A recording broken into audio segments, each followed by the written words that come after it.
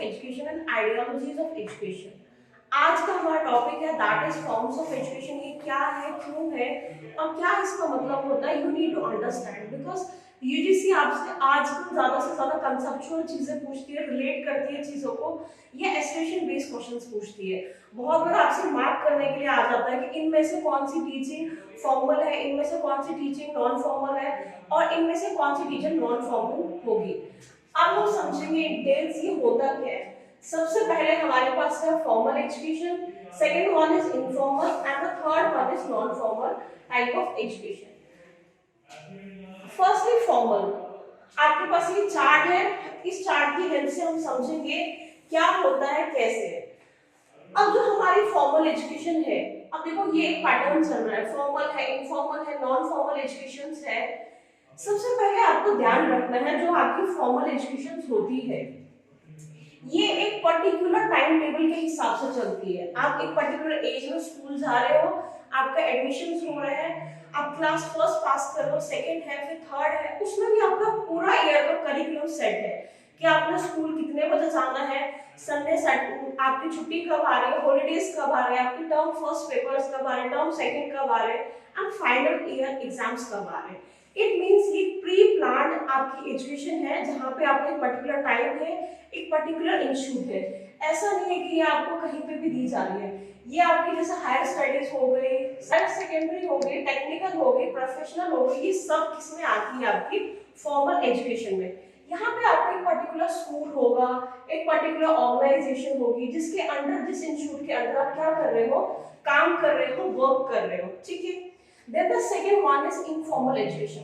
अब ऑब्वियसली बात है, आपने बहुत फेमस डेफिनेशन सुनी होगी, एक चाइल्ड जो सिर्फ और सिर्फ स्कूल में सीखता है वो एक अनपढ़ बच्चा होता है। क्यों?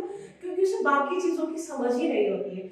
हम डे टू डे लाइफ में बहुत कुछ सीखते हैं, चाहे वो साइकिलिंग सीख रहे हैं, चाहे किसी से बात करने का तरीका सीख रहे हैं, चाहे हमारा बिहेवियर है, हमारा एटीट्यूड है, हमारी पर्सनालिटी है, हमारी ईटिंग हैबिट्स है, वो सब लर्निंग है। जो भी आपको नेचर सिखाती है, मोमेंट सिखाती है, आप अपने फ्रेंड्स से, अपने पीर ग्रुप से, अपनी फैमिली से जो भी सीखते हो उस एजुकेशन को हम कहते हैं इनफॉर्मल एजुकेशन।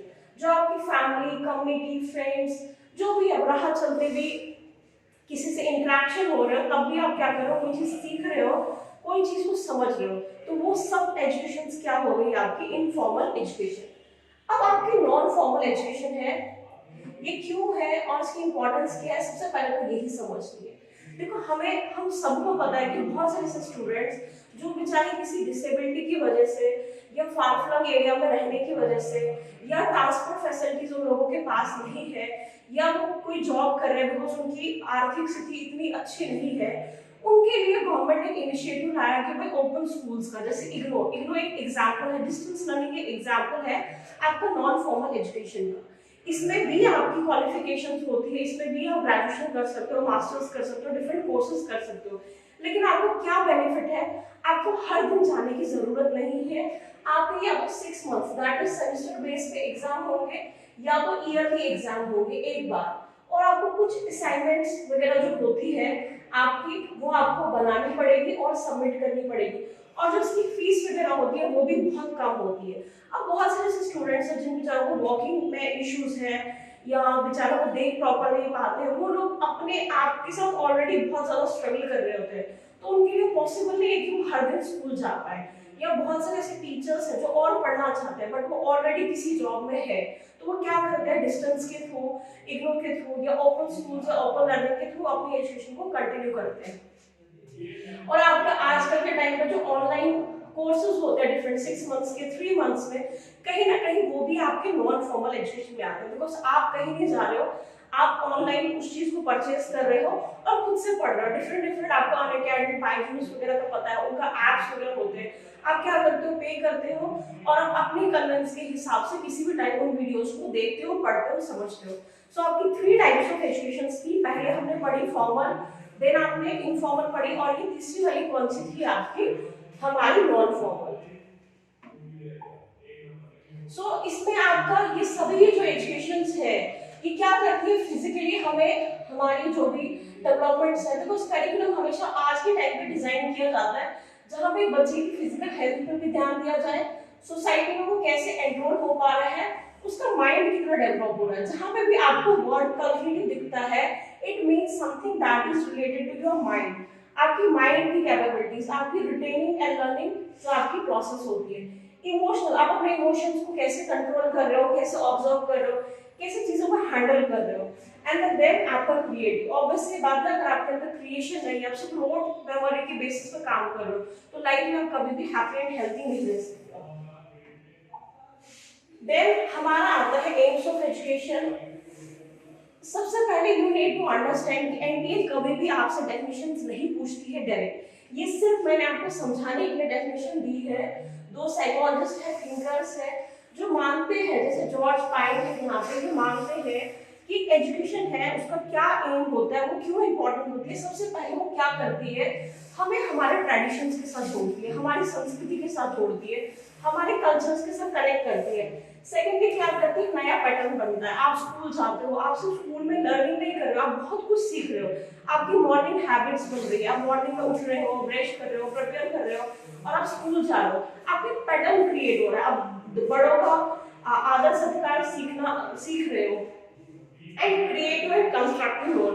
ऑब्वियसली बात है, स्कूल में जरूरी नहीं है ना कि आप हर टाइम बुक्स पढ़ते हो, नहीं, आपको म्यूजिक सिखाया जाता है, डांसिंग सिखाई जाती है, बहुत सारी क्रिएटिविटीज होती है जिनमें आपको एनरोल किया जाता है, ताकि जो आपकी इनर कैपेबिलिटीज है वो और अच्छी तरह से रिफ्लेक्ट हो और उनको और एक अच्छी बेटर डायरेक्शन प्रोवाइड हो पाए।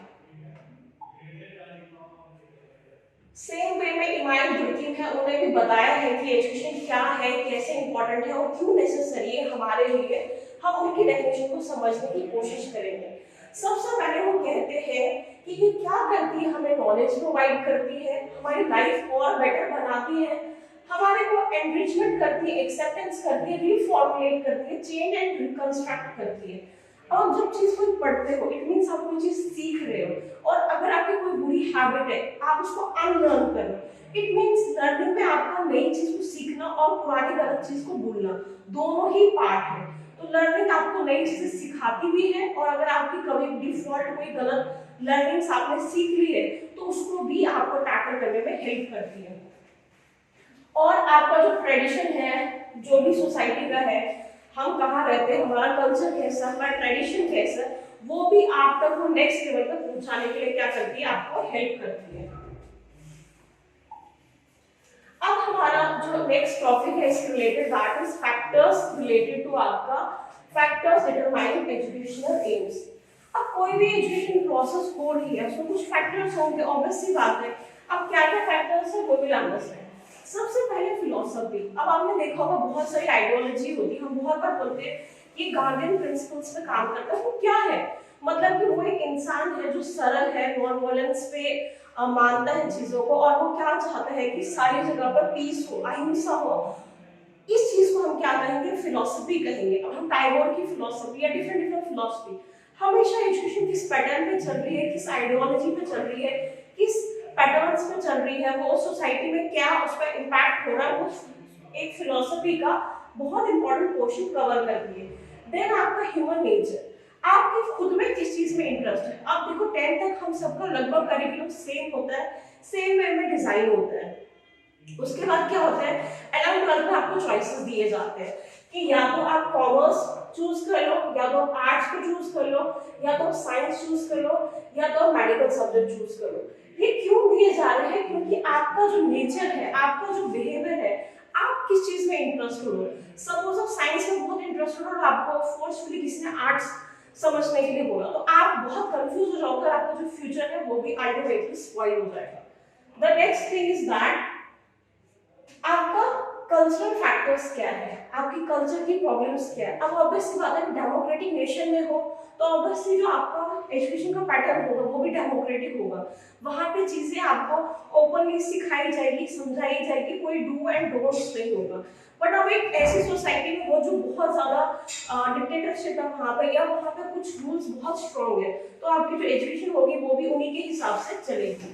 The other thing is religious factors, की बहुत ऐसे, अगर ऑब्वियसली बात है आप बुद्धिज्म सीखने के लिए किसी बुद्धिस्ट मॉनेस्ट्री में जाते हो, वहाँ एडमिशन लेते हो, तो जो आपकी एजुकेशन होगी, जो भी आपका एजुकेशन पैटर्न होगा वो रिलेटेड टू क्या होगा, बुद्धा की फिलॉसफी से। एक्सप्लोरेशन ऑफ नॉलेज, ऑब्वियस सी बात है, हम सभी क्यों एजुकेशन लेना चाहते हैं, हम सभी क्यों एजुकेट होना चाहते हैं, क्योंकि हमें डिफरेंट डिफरेंट एरियाज की, डिफरेंट डिफरेंट चीज़ों की और डिफरेंट डिफरेंट वेराइटीज के बारे में पता चलता है, हमें नॉलेज मिलती है, हमें अपने यहाँ पे एक पार्ट में रह के हम वर्ल्ड को समझ पाते हैं, लॉस को समझ पाते हैं, डिफरेंट कल्चर को समझ पाते हैं, और सबसे इम्पोर्टेंट हम खुद को समझ पाते हैं। देन आपका वोकेशनल, अब हमेशा आपको एक बात याद रखिए, गांधी जी हमेशा वोकेशनल ट्रेनिंग को मानते थे कि हमारा एजुकेशन पैटर्न ऐसा होना चाहिए जहाँ पे आपका लर्निंग भी हो रही है और उसके साथ साथ अर्निंग भी हो रही है, कुछ ना कुछ क्रिएटिविटीज, कुछ ना कुछ चीजें बच्चों को सिखा रहे हैं ताकि जब भी वो अपनी एजुकेशन कंप्लीट करे उसके बाद वो अर्निंग कर पाए। Then self actualisation, most important in a part, दूसरों को आप कितना समझते हो वो इम्पोर्टेंट नहीं है, आप खुद को कितना समझते हो, आप खुद को कितना जानते हो, आपकी लाइकिंग डिसलाइकिंग आपको कितने अच्छे से पता है, आप खुद को कितना इंप्रूव कर सकते हो, that is the most important point. और वो पॉइंट क्या है आपका सेल्फ एक्चुअलाइजेशन, और ये आपको कौन हेल्प कर रहा है, दैट इज आपका एजुकेशन प्रोसेस, हार्मोनियस डेवलपमेंट। अब ऐसा नहीं है ना कि आप बहुत सीरियसली हमेशा पढ़ो, नहीं, आपको एजुकेशन क्रिएटिव भी बनाती है, इनोवेटिव भी बनाती है, हैप्पी भी बनाती है, जॉयफुल भी बनाती है, आपके अंदर एक सेंस ऑफ ह्यूमर भी क्रिएट करती है। और बहुत बार आपने ये बहुत बड़े बड़े फिलोसफर से सुना होगा कि उनके सैड टाइम पे या उनके डिप्रेशन के टाइम पे जो एजुकेशन है या पोइट्री है वो उनके लिए क्या एक मेडिसिन का काम करती है। मॉरल एंड कैरेक्टर बिल्डिंग, हम सभी चाहते हैं, हमारे स्कूल्स में, ऑर्गेनाइजेशंस में हमेशा एक पैटर्न होता है कि हम स्टूडेंट्स को ज्यादा से ज्यादा अच्छे मॉरल वैल्यूज दे पाए, उन्हें अच्छी से अच्छी चीजें सिखा पाए, उनके अंदर अच्छे से अच्छे वैल्यूज क्या कर पाए, फॉर्मुलेट कर पाए, एंड एजुकेशन फॉर द लिजन। अब बहुत सारे ऐसे लोग देखे होंगे आपने जो ऑलरेडी एक बहुत अच्छी पोजीशन पे, बहुत अच्छी जॉब कर रहे हैं, बट स्टिल वो पढ़ रहे, क्यों? क्योंकि उनको लगता है कि वो उससे एनरिच हो रहे हैं, अपने आप के साथ और अच्छा कनेक्ट हो पा रहे हैं, और लाइफ के जो टेस्ट्स है उनको और बेटर वे में क्या कर पा रहे हैं, समझ पा रहे हैं। और देन हमारे पास एक बहुत इंपॉर्टेंट एस्पेक्ट आ जाता है डिफरेंट कम्युनिटीज। अब जब हमारा देश आजाद हुआ, हमें पता है कि हमारी जो एजुकेशन एरिया था या इकोनॉमिक एरिया था कितना डाउन था, और हमारे लिए हमारे देश को एक एजुकेशन के लेवल पे अच्छा करना एक बहुत बड़ी हमारे लिए प्रायोरिटी बन गई थी। और उसके लिए जो हमने सबसे पहला जो हमारा पॉइंट था, that is university education commission. बहुत बार समझ आ जाता है, फर्स्ट स्टेप जो हमारा था 1948 में, और उसको किसने चेयर किया था, आपके डॉक्टर राधाकृष्णन ने। 1948 में क्या आया था आपका, यूनिवर्सिटी एजुकेशन कमीशन। उसके बाद आपका सेकेंडरी एजुकेशन कमीशन आया था जिसको हेड किया था डॉक्टर मुदलियार ने, और ये किस पीरियड में आया था, 1952 से 1953 तक। The third one is national education committee set हुई, फिर से ये सेटअप हुई डॉक्टर राधाकृष्णन के अंडर, और उसके बाद आपका आता है कोठारी कमीशन 1946 में और 1966 में। यहाँ पे मैं आपको दो चीजें और मेंशन कर देती हूँ जो मैं इन डिटेल आपको और अच्छे से समझाऊंगी। आपकी 3 नेशनल पॉलिसीज ऑफ एजुकेशन आज तक आई है। फर्स्ट वन आती है आपकी 1968 में, सेकेंड आई है आपकी 1986 में, और रिसेंटली जो आपकी आई है दैट इज 2020 में। अब ये 2020 वाली है, नेक्स्ट लेसन में, नेक्स्ट टॉपिक में मैं पूरी तरह से इसी पे आपको समझाऊंगी, और मैं इन चीजों का भी आपको एक बैकग्राउंड दे दूंगी, क्योंकि बहुत बार इसमें चांसेस है आपके सवाल बनने के, क्योंकि बहुत रिसेंटली ये पॉलिसी आई है, और ये पॉलिसी ना तो सिर्फ एजुकेशन पर्पस के लिए, ना तो सिर्फ टीचिंग एप्टीट्यूड के लिए, बट आपकी जनरल अवेयरनेस के लिए भी बहुत इंपॉर्टेंट है। अब हम समझते हैं कि जो नेशनल पॉलिसी ऑफ एजुकेशन था 1986 का, उसमें क्या क्या इनिशिएटिव्स लिए गए, क्या क्या चेंज करने की कोशिश की गई। सबसे पहला गया हुआ हमारा कि भाई हम ऑल राउंड डेवलपमेंट चाहते हैं, बच्चे की फिजिकल, मेंटल, स्पिरिचुअल, इमोशनल हर तरीके की, हमें उसको हर चीज सिखानी है और बेटर वे में सिखानी है। सेकंड हमारा आ गया कि उसका एक इंटरेस्ट क्रिएट करना है इंडियन कल्चर में। आपने देखा होगा 6th में 7th में जो आपकी हिस्ट्री बुक्स होती है उसमें आर्ट एंड कल्चर सिखाया जाता है, क्यों?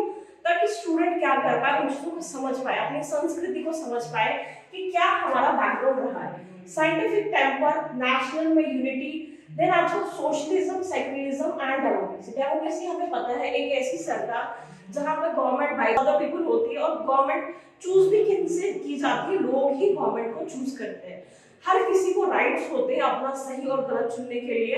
और आपका सोशलिज्म जहाँ पे इक्वालिटी होती है, जहाँ पे कोई अमीर गरीब कोई भी कास्ट डिस्क्रिमिनेशन नहीं होते, सेक्युलरिज्म धर्मनिरपेक्ष, आप जिस भी गॉड को या जो भी चीजें वर्शिप करना चाहते हो आप उनको अपनी मर्जी से कर सकते हो। कोई भी ऐसा है, कोई भी आपका एक्सटर्नल इन्फ्लुएंस नहीं होगा कि आपको इसी पैटर्न में चलना है। देन आपका man power and fostering research in all areas development. Research जो आपकी पीएचडी होती है वो क्या है, रिसर्च ही नए नए एरियाज पे स्टडी करते हैं, रिसर्च करते हैं और इम्प्रूवमेंट करने की कोशिश करते हैं। So thanks for the class, I hope you like this video. आपकी तरफ से कोई भी रिकमेंडेशंस हो, सजेशंस हो, इम्प्रूवमेंट्स हो या कोई भी ऐसे टॉपिक्स हो जो आप अंडरस्टैंड नहीं कर पा रहे हो, आप हमें कमेंट बॉक्स पे मेंशन कर सकते हो। डेफिनेटली हम उस पर एक वीडियो लेके आएंगे। Thanks a lot.